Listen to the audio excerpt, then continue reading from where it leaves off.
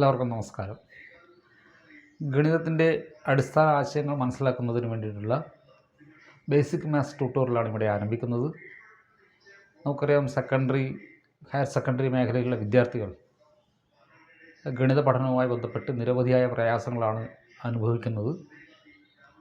Higher secondary മുകളിലുള്ള ഉപരിപഠനത്തിൻ്റെ മേഖലയിലായാലും അവർ ഇത്തരത്തിലുള്ള ഗണിതവുമായി ബന്ധപ്പെട്ട പഠനം നടത്തുന്നവർ ഇത്തരത്തിലുള്ള പ്രയാസങ്ങൾ അനുഭവിക്കുന്നത് നമ്മൾ കാണാറുണ്ട്.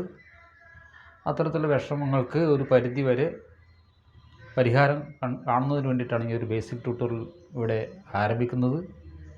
ഇത് ചിലപ്പോൾ PSC പോലുള്ള പരീക്ഷകൾക്ക് തയ്യാറെടുക്കുന്നവർക്കും അതോടൊപ്പം തന്നെ ഗണിതം ആസ്വദിച്ച് പഠിക്കുന്നവർക്കുമൊക്കെ ഈ ഒരു ക്ലാസ് ഉപകാരപ്രദമാകുമെന്നാണ് കരുതുന്നത്.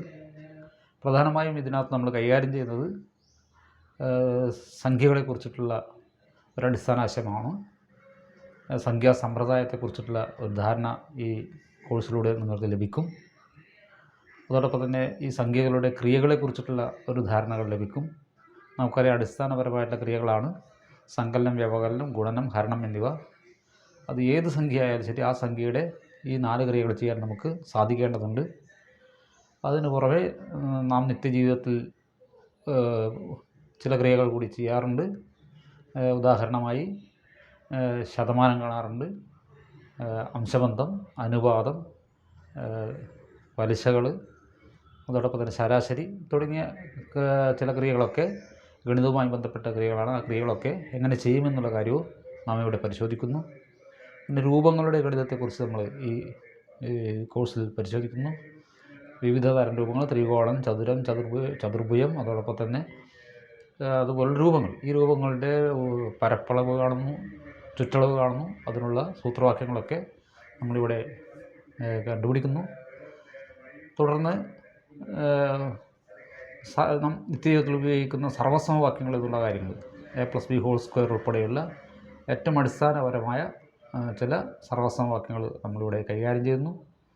പിന്നെ സ്തംഭങ്ങളെക്കുറിച്ചിട്ടുള്ള കാര്യങ്ങൾ ഈ കോഴ്സിൽ നമ്മൾ പരിചയപ്പെടുകയാണ്.